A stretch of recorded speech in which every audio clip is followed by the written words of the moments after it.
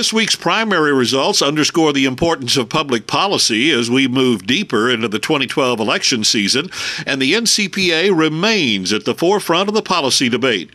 NCPA President John Goodman told the annual CPAC meeting that while jobs and the economy are on the minds of voters, the crippling health care law, also known as Obamacare, must be reformed or repealed. I think there are 6 huge flaws in Obamacare that are so bad that even if there were no conservatives or Republicans in Washington, the Democrats in Congress and the White House will want to go in and make major changes to this bill before it fully gets enacted. The problem, Goodman said, is more regulation on top of an already over-regulated market. We have a system that in which government is very heavily regulating the medical marketplace, and Obamacare just is piggybacking on all the bad things that are already there. The NCPA's solution? A level playing field. We need the federal government to take all the subsidies, all the tax subsidies, all the spending subsidies, and give every American the same number of dollars, refundable tax credit, to purchase health insurance. Will that work? Just asked former Florida Governor Jeb Bush. John Goodman is truly all the things that you saw in that video. He is the leading expert on free market proposals for probably the most dysfunctional 1/6 of our economy that exists. And unless you count the government part that's not part of health care, which probably is even more dysfunctional, but he does a spectacular job, and NCPA is a true leader in creative solutions to problems we face. Governor Bush appeared at an NCPA Hatton W. Sumner's Foundation Distinguished Lecture Luncheon that same day and served as a keynoter for the NCPA's Education Reform Colloquium. The colloquium gathered elected officials, corporate CEOs, and school superintendents to discuss education reforms first proposed by former Undersecretary of Education in the Reagan administration, Linus Wright.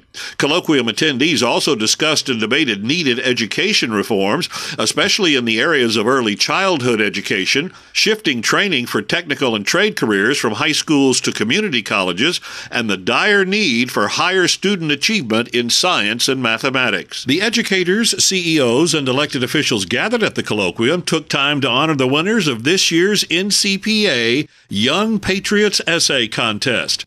Joshua May and Connor Rohan won the top scholarship prizes for their essays on the topic, Should Government Be the Provider? This year's essay contest was held in honor of SEAL Team 6. With the concern about jobs and the economy, low interest rates continue to be a major topic of discussion. Fed Chairman Ben Bernanke announced at a recent news conference that the Fed's target for interest rates would remain low. NCPA Distinguished Fellow Bob McTier said, that's a mistake. I thought it was a mistake to say they were going to keep them that low through the middle of next year, and it's even a bigger mistake, I think, to say they're going to do it through 2014. Why? It does have a positive impact, but it just removes flexibility. They don't have the same flexibility they would have. It's a mistake under the guise of transparency to tie your hands like this, put yourself in a straitjacket. Nonetheless, McTier dispels some fears. He said the low rates don't necessarily have to lead to inflation. Not necessarily inflationary. Everybody has said that what the Fed's already done would be inflationary, and it hasn't been.